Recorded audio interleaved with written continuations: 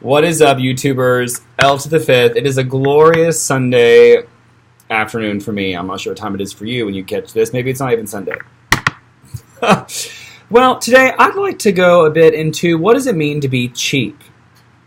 I had this conversation one time with my father, who is a really big fan of buying cheap food.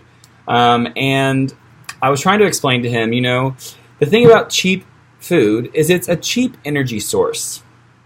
You're buying something like that's in prepackaged off the shelf. It's $1 for a 1 pound bag, and it's made of nothing but chemicals and additives and highly processed stuff, because that's what makes it cheap, is they produce large amounts of it fast by, workers who don't want to be there, who are getting cheap wages.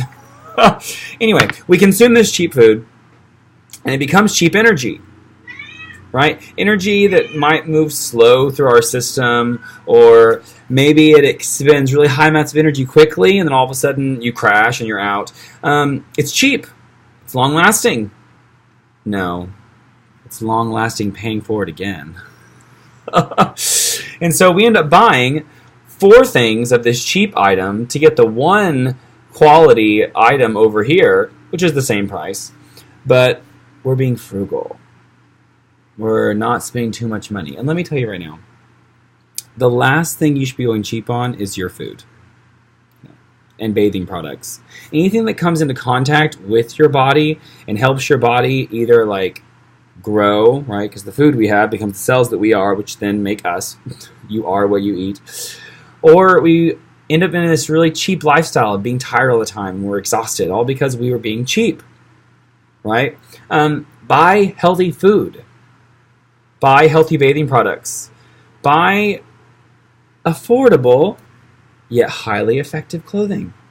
Anything that touches your body is worth spending the money for.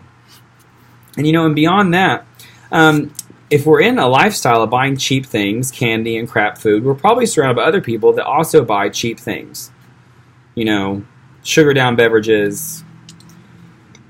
Like I said, these big, gigantic bags. 4 pounds of this for $3. Say no. Say no.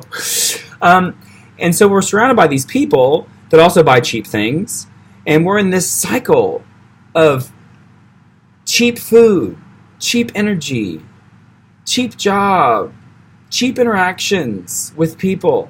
And when you're surrounded by people that buy cheap food, what else are they being cheap with?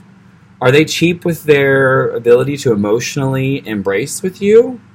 Are they cheap with their time? Are you cheap with your time or the emotions that you're putting out? And my point is, we don't have to go out and spend $1 million on something. We don't have to go and give someone all of our time.